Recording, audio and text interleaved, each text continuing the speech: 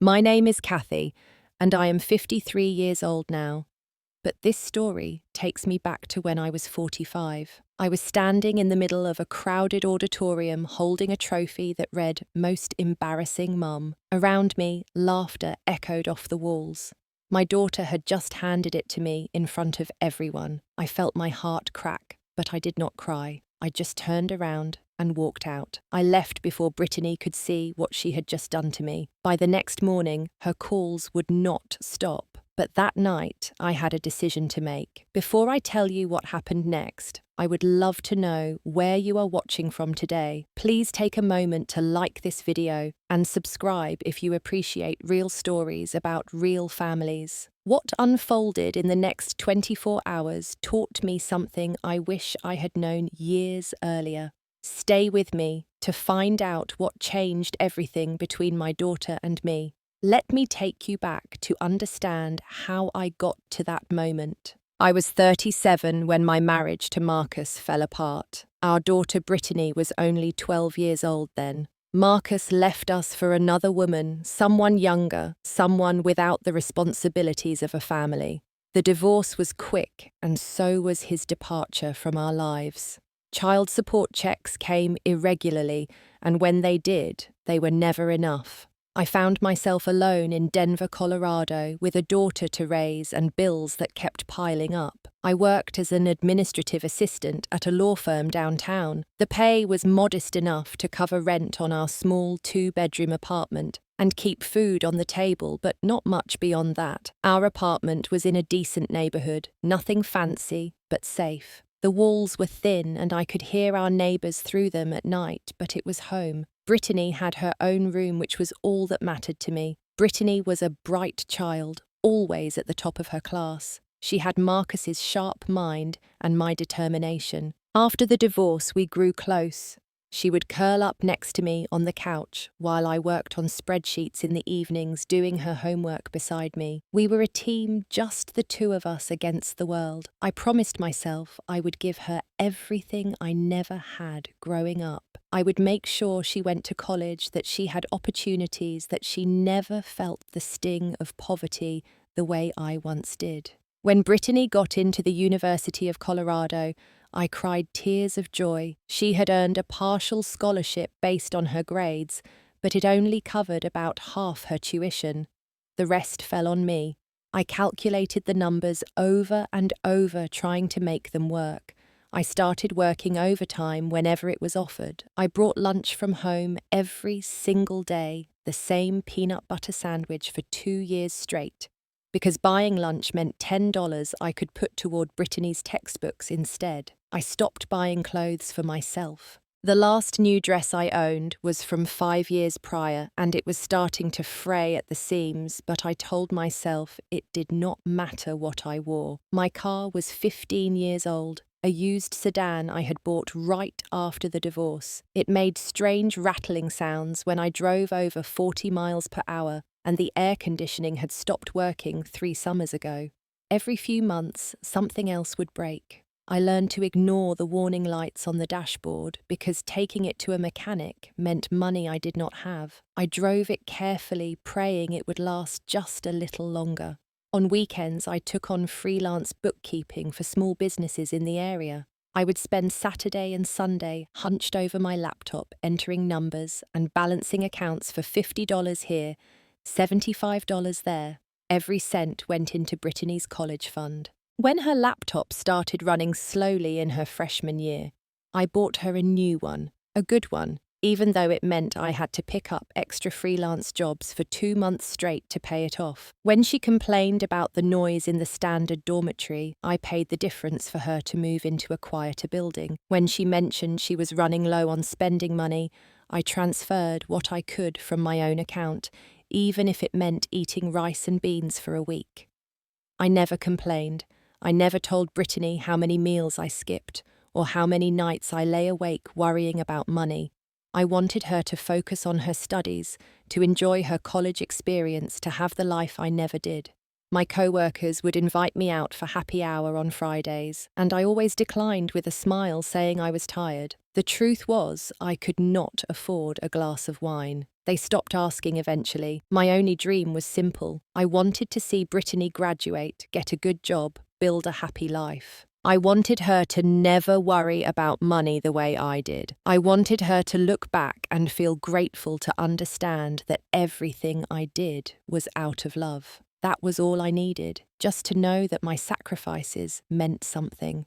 It was a Tuesday evening in early September when Brittany called me. I was sitting at my kitchen table working on a bookkeeping project for a local bakery when my phone rang. Her name lit up the screen and I smiled. She had been so busy with classes that we had not talked much that week. "I have something important to tell you," she said as soon as I answered. Her voice was bright, almost giddy. I set down my pen and gave her my full attention. "What is it, sweetheart?" "I got nominated for the Student Leadership Award at school," she explained. "There is going to be this big ceremony on Friday night, and they are presenting awards to students who have made an impact on campus. Mum, I really want you to come. This is a big deal for me." My heart swelled with pride. "Of course I will be there, sweetheart," I said immediately. I would not miss it for anything.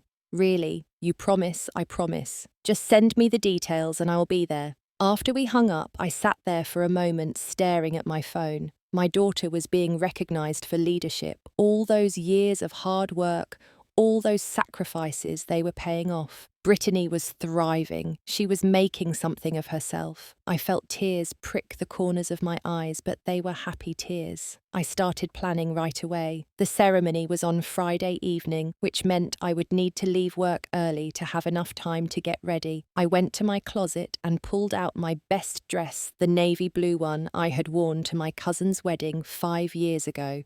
It was a little snug around the waist, but I could still zip it up if I breathed in. I did not have money to buy something new, but that was fine. It would do. My shoes were a problem. The only pair of heels I owned had a scuff on the toe and a worn-down heel. I mentioned it to my coworker Linda, and she kindly offered to lend me a pair of black heels. They were half a size too small, but I could manage for one evening. I spent Thursday evening at home trying to do my hair. I could not afford a salon visit, so I watched a few tutorials online and did my best with a curling iron I had owned since Brittany was in middle school. The curls did not hold perfectly, but it looked decent enough. I practiced smiling in the mirror, imagining the moment I would see Brittany walk across the stage. I pictured her in a cap and gown, though I knew this was not a graduation. Still in my mind, it felt just as important. I wanted to buy her a gift, something to commemorate the occasion, but when I checked my bank account, I had $32 until payday. I decided to write her a letter instead. I stayed up late Thursday night, pouring my heart onto paper. I wrote about how proud I was of the woman she was becoming, how all the struggles had been worth it to see her succeed, how much I loved her. I folded the letter carefully and tucked it into my purse. Friday morning, I woke up early and arranged to leave work at 3 in the afternoon. My supervisor was understanding when I explained I had an important family event. I spent the day distracted watching the clock counting down the hours. I left the office at 3 on the dot, drove home and started getting ready. By 5:30, I was dressed, my hair curled, wearing Linda's too tight heels and clutching my letter. I looked at myself in the mirror one last time. I looked tired. The lines around my eyes seemed deeper than I remembered, and the dress was definitely tighter than it used to be. But I told myself it did not matter. Tonight was not about me. It was about Brittany. I drove to the university campus, my old car rattling as I merged onto the highway. The drive took 45 minutes, and I spent the entire time rehearsing what I would say to Brittany after the ceremony. I wanted to tell her how proud I was, how she had made every sacrifice worthwhile. But during that week, leading up to the ceremony, there were small signs I should have noticed. Brittany had called less frequently than usual. When I texted her to ask if she needed anything for the event, she replied with short, clipped messages. "I am fine, Mum. Just busy with school." When I asked her for more details about the awards ceremony, she said, "It is just a small thing, Mum. Do not overthink it." Her tone had an edge to it, an impatience I tried to ignore. I told myself she was probably stressed about Forced about exams, I sent her an encouraging text message the night before. "I am so proud of you, honey. Cannot wait to see you shine." She did not reply. I stared at my phone for 20 minutes, waiting for those 3 little dots that would indicate she was typing. They never appeared. I set my phone down and told myself she was probably asleep. At work on Friday, I could not stop talking about it. My coworker Linda asked me about my weekend plans, and I lit up. "My daughter is receiving a leadership award," I told her. "She asked me to come." "I am so blessed." Linda smiled and said, "That was wonderful."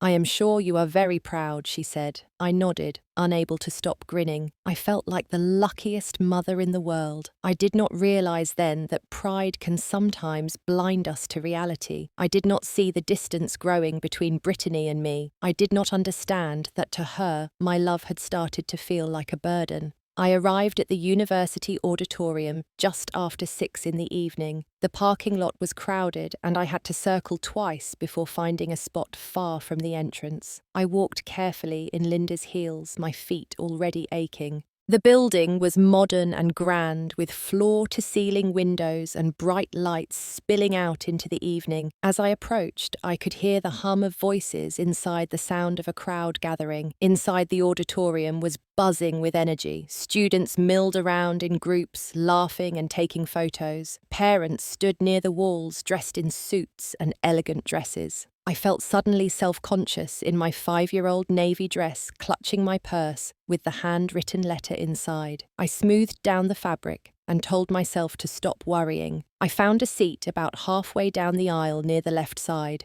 The auditorium had rows of cushioned seats, all facing a large stage with a podium and a projection screen. I sat down and looked around, trying to spot Brittany. After a moment, I saw her near the front, standing with a group of students. She was wearing a black dress and heels, her hair styled perfectly. She looked so grown up, so polished. My heart ached with pride. I lifted my hand and waved, hoping to catch her attention. She glanced in my direction, and our eyes met. I smiled widely, but she did not smile back. She gave a small, almost imperceptible nod, then turned back to her friends. I lowered my hand slowly, feeling a flicker of unease. Maybe she was nervous. Maybe she did not want to seem too eager in front of her peers. I told myself it was fine. The ceremony began at 6:30. A professor walked onto the stage and welcomed everyone. She spoke about the importance of student leadership and community involvement. I listened politely, but my attention kept drifting to Brittany. She was seated in the front row now, her back straight, her hands folded in her lap. I wanted to walk down there and give her a hug, but I stayed in my seat. The first few awards were academic. A young man received recognition for his research project. A woman was honoured for her volunteer work with a local non-profit. Each time someone walked onto the stage, the audience clapped politely. I clapped along, waiting for Brittany's name to be called. After about 30 minutes, the professor returned to the podium and smiled. "And now," she said, "we have some special awards from our students." She gestured to a group of students who stood up from the front row. "These students have prepared some fun awards for special people in their lives. Let us give them a round of applause." My stomach tightened. Fun awards. That did not sound like the formal leadership recognition I had been expecting. I watched as the first student, a young man, walked onto the stage with a small trophy. He called up his roommate and presented him with an award for Best Late-Night Cooking Skills. The audience laughed. It was light-hearted, playful. I felt my smile falter. Another student went up and gave an award to a friend for most likely to sleep through an alarm. More laughter. I glanced around the auditorium. Parents were chuckling, looking amused, but I felt a cold knot forming in my chest. This was not what I had expected. Then Brittany stood up. She walked onto the stage holding a small trophy in her hands. The spotlight followed her and she stepped up to the microphone with a confident smile. My heart pounded. I leaned forward in my seat. "I would like to present this award to someone very special," Brittany said. Her voice was clear, amplified through the speakers.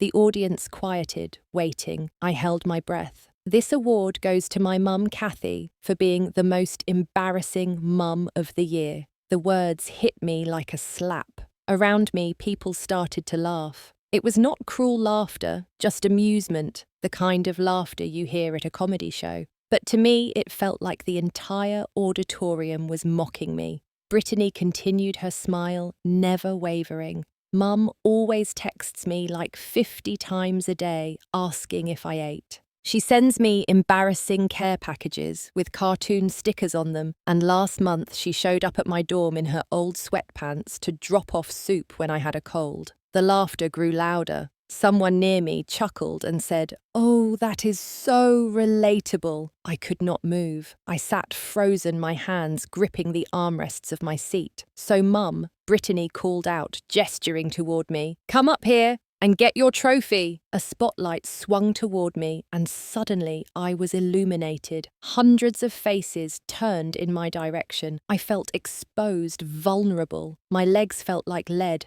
As I stood up, the walk to the stage felt endless. Each step in Linda's too tight heels sent a jolt of pain through my feet. But I barely noticed. All I could hear was the laughter, polite and light, but deafening to me. When I reached the stage, Brittany handed me the trophy. Up close, I could see it clearly. It was gold plastic, about 6 inches tall, with the words, "Most Embarrassing Mum," engraved on a small plaque at the base. Brittany was still smiling, her eyes bright. She leaned in and said, "You earned it, Mum."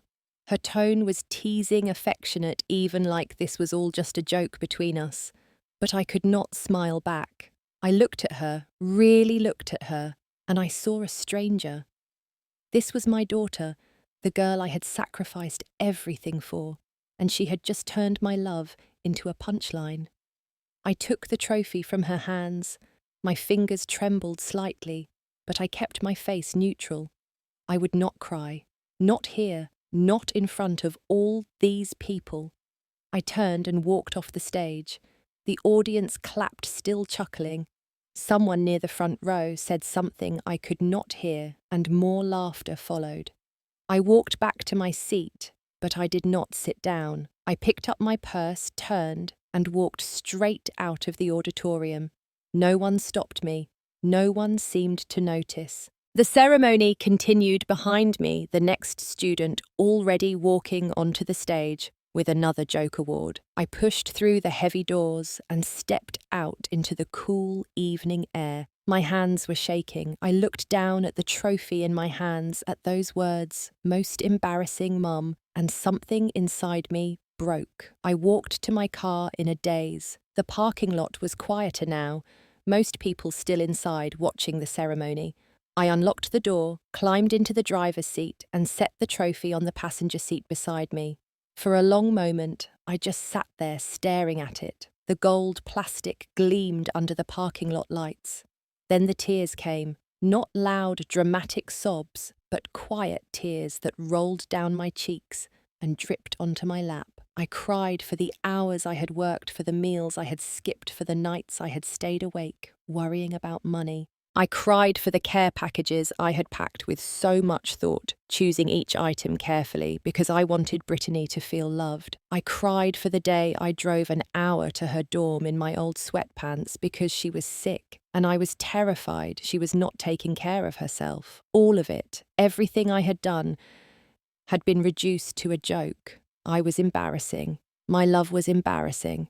I started the car and drove home. I did not turn on the radio. I just drove in silence, the streetlights blurring past. The drive felt longer than usual, every mile stretching out. By the time I pulled into my apartment complex, it was nearly 9 o'clock. Inside my apartment, I took off Linda's heels and left them by the door. I unzipped the navy dress and changed into an old t-shirt and sweatpants. I walked into the living room and sat down on the couch, the trophy still in my hand. I set it on the coffee table in front of me and stared at it. My mind kept replaying the moment on that stage.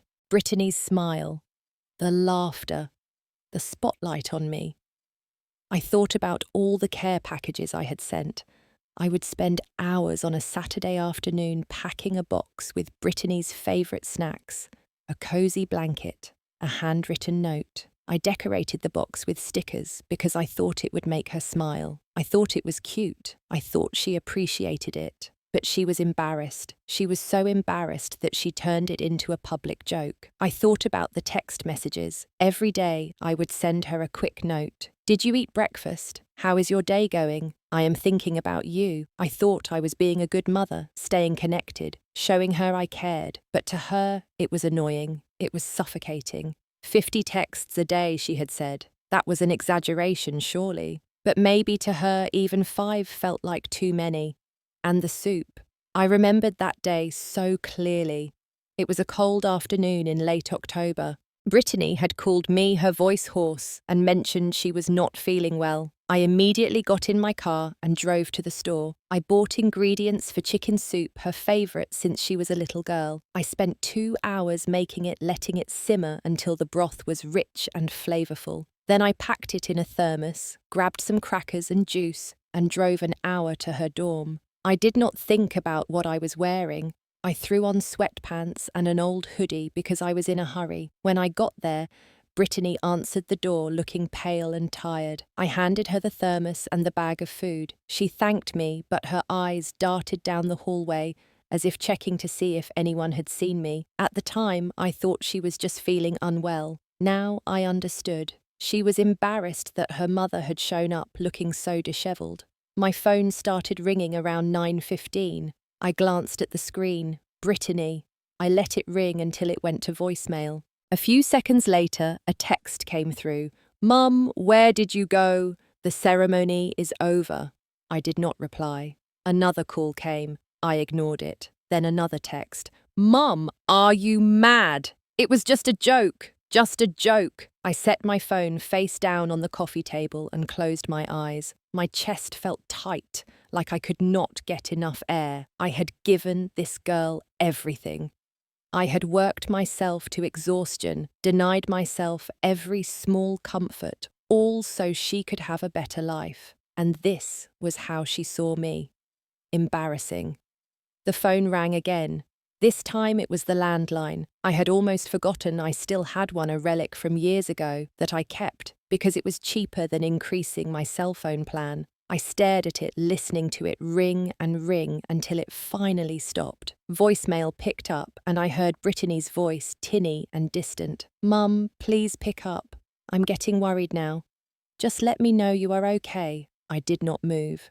I sat on that couch staring at the trophy until well past midnight, and slowly, as the hours passed, something shifted inside me. The hurt was still there, deep and raw, but beneath it something else began to grow. Clarity. I had been so focused on giving Brittany everything that I had forgotten to teach her gratitude. I had made her life so easy that she did not understand the value of what I was doing for her, and I realized sitting there in the dark that I had failed her, not by being embarrassing, but by never setting boundaries, by giving and giving until she thought it was her right to take, by sacrificing so much that she could not see the sacrifice anymore. I made a decision that night. I could not keep living like this. Something had to change, not out of anger, not out of spite, but because if I did not change, Brittany would never learn, and I deserved better than to be someone's punchline. Saturday morning, I woke up to 32 missed calls on my cell phone, all from Brittany. There were also 17 text messages, each one escalating in tone. The first few were light, almost dismissive. Mum, seriously, you are making this a bigger deal than it is. Then they grew more concerned. Mum, please answer. I am worried. And finally desperate. Please just let me know you are alive. I am freaking out here. I sat up in bed and picked up my phone. My finger hovered over her name. Then I took a breath and pressed call. She answered on the first ring. Mum, her voice was frantic. Oh my God, where have you been? I have been calling you all night. I thought something happened to you. I am fine, I said calmly. I just needed some time. Time, Mum, you left in the middle of the ceremony. Everyone noticed. What was that about? I paused. Part of me wanted to launch into everything I was feeling to tell her how deeply she had hurt me, but I knew that would not accomplish anything. So instead I said, I understand you thought it was funny, but things are going to change from now on. What? What are you talking about? I am talking about boundaries, Brittany. I am talking about respect. Starting today, some things are going to be different. Mum, seriously, you are overreacting. It was just a joke. Everyone laughed. It was not a big deal. It was a big deal to me, I said quietly, but I do not expect you to understand that right now. You will, eventually. There was a long silence on the other end. Then she said, What do you mean things are going to change? I mean, I am not going to send you money every month anymore. What? Her voice shot up an octave. You cannot do that. How am I supposed to pay for things? You have a part-time job, Brittany. You can manage. But I need that money, Mum. For groceries, for gas, for everything. No, I said firmly. You want that money. There is a difference. You are capable of working more hours if you need to, and I am only going to pay for your tuition and basic housing from now on. If you want anything extra, you will have to earn it yourself. Mum, that is not fair. You cannot just cut me off like this. I am not cutting you off, I said. I am teaching you something I should have taught you a long time ago. You need to learn to take care of yourself. She started to argue, her voice rising, but I gently interrupted. Brittany, I love you, but I am done being taken for granted. I will talk to you later. I hung up before she could respond. My hands were shaking, but I felt something unfamiliar. Relief. For the first time in years, I had said no to my daughter. The rest of the day, I focused on myself. I went to a hair salon, something I had not done in over 2 years.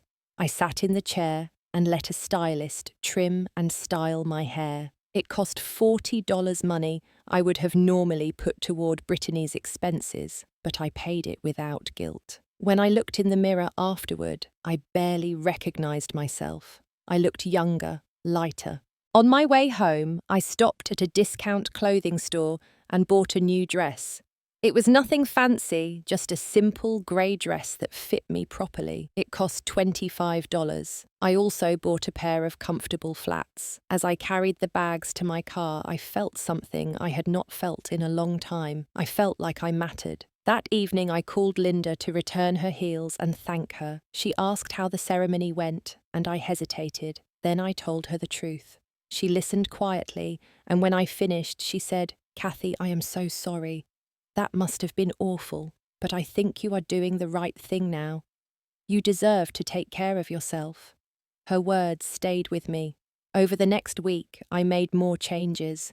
I signed up for a yoga class that met twice a week at a community centre near my apartment. I accepted an invitation from a co-worker to go out for coffee. I stopped working freelance jobs every weekend. Instead, I spent Saturday mornings reading books I had been meaning to get to for years. I watched movies. I took long walks in the park near my apartment. And I did not send Brittany any money. She called me several times during that first week, each time asking for help with something. I need money for textbooks, she said during one call. Have you checked the library? I asked. They often have copies you can borrow. But I need my own copy, she protested. Then you will need to work more hours. She hung up on me. I did not call her back. By the second week, her calls became less frequent. I could tell she was realizing I was serious. And slowly, I started to feel like myself again. Not the exhausted self-sacrificing version of myself I had been for years, but the person I had been before I decided that my worth was tied to how much I could give. 4 weeks after the awards ceremony, I received a call from Brittany at 9 o'clock on a Wednesday evening. I almost did not answer, but something in me softened and I picked up. Mum, she said. Her voice was different, quieter. Can we talk? Of course, I said. I am sorry. The words came out in a rush. I am so sorry about the awards night. I did not realize I thought it was just a joke. But it was not funny. It was cruel. I stayed silent, letting her continue. You have done everything for me, and I took it all for granted. I have been working so much lately, and it is hard. I am tired all the time, and I miss you. I miss the care packages. I miss the texts. I did not realize how much I needed them until they stopped. My throat tightened. I am glad you are learning to stand on your own, I said gently. But I feel terrible, Mum. I am a terrible daughter. You are not terrible, I said. You just needed to learn, and now you are learning. We talked for nearly 2 hours that night. Brittany told me about the past few weeks. She had picked up extra shifts at her part-time job, working in the campus bookstore. It left her with less time for social activities. Some of her friends had stopped inviting her out because she could not afford to join them anymore. She was learning to cook simple meals instead of eating out. She had even started budgeting, something I had tried to teach her years ago, but she had never paid attention to. I realized I do not really know how to do things on my own, she admitted. You always took care of everything, and I never said thank you. You do not need to thank me, I said, but I do need you to understand what it takes to live. I will not always be here, Brittany. You need to be able to take care of yourself. I know, she whispered. Before we hung up, she asked, do you forgive me? I forgave you the moment you realized your mistake, I said. But things are not going back to the way they were. You are going to keep working. You are going to keep learning. And I am going to keep taking care of myself. Okay, she said, I understand. The following month, Brittany came home for a weekend. I opened the door to find her standing there with a small gift bag in her hands. She looked different, thinner maybe, or just more tired. But there was something else in her eyes. Maturity. She handed me the bag. I got this for you, she said. Inside was a journal with a beautiful leather cover. It was not expensive, but I could tell she had chosen it carefully. There was also a letter handwritten on lined paper. I sat down on the couch and read it while she stood nervously nearby. In the letter, she wrote about everything I had done for her over the years. She listed specific moments. The time I stayed up all night helping her finish a school project when she was in 8th grade. The time I drove 3 hours in a snowstorm to pick her up from a friend's house because she felt uncomfortable. The time I gave her my own winter coat because hers had ripped, and I spent the rest of the season shivering in a thin jacket I found at a thrift store. She wrote, I see you now, Mum.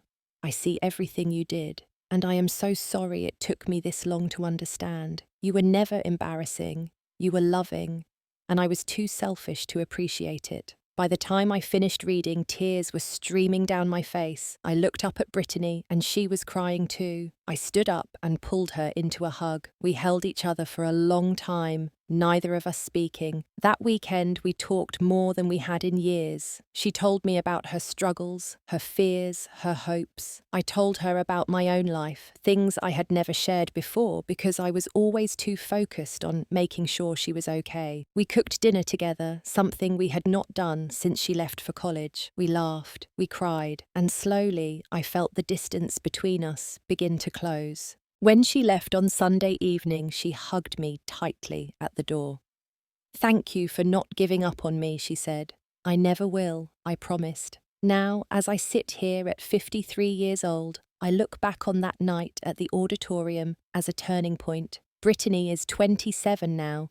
She works as a marketing manager for a well-known firm, and she lives in her own apartment across town. She is independent, confident, and kind. She calls me every week, not because she needs something, but because she wants to talk. She comes over for dinner at least twice a month, and she always insists on bringing groceries or cooking. Our relationship is stronger now than it has ever been. It is no longer about me giving and her taking. It is balanced. We support each other. She asks about my life, my hobbies, my friends.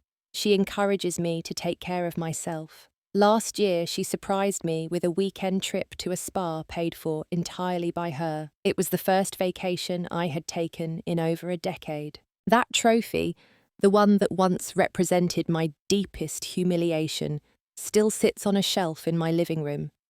I kept it not as a reminder of pain, but as a symbol of growth. When people ask about it, I tell them the story. Some are horrified, Others laugh, then grow serious when they realize what it meant. But I always end the story the same way. That trophy taught my daughter and me one of the most valuable lessons of our lives. It taught her gratitude, and it taught me that loving someone does not mean losing yourself. I learned that being a mother does not mean sacrificing everything. It does not mean erasing your own needs, your own worth. Children need to see their parents as whole people, not just as providers. They need to learn that love is not about taking. It is about appreciating. And sometimes the most loving thing a parent can do is step back and let their child struggle, because that is how they learn to stand on their own. I also learned to love myself. For so many years, I poured all my love outward toward Brittany until there was nothing left for me. I thought that was what good mothers did, but it was not sustainable. I was running on empty, and eventually I would have burned out completely. Now I take care of myself. I go to yoga. I spend time with friends. I read books and watch movies and take long walks. I am not just Brittany's mother. I am Kathy, and I matter. The hardest part of that journey was realizing that my daughter did not see my worth because I had never shown her my worth. I had made myself invisible, always in the background, always giving, and so to her I became part of the scenery, something to be taken for granted. It was not her fault, not entirely. I had taught her that was how our relationship worked. But when I changed, when I set boundaries and demanded respect, she learned. It was not easy. There were arguments, there were tears, but eventually she understood. And now, when she looks at me, I see respect in her eyes.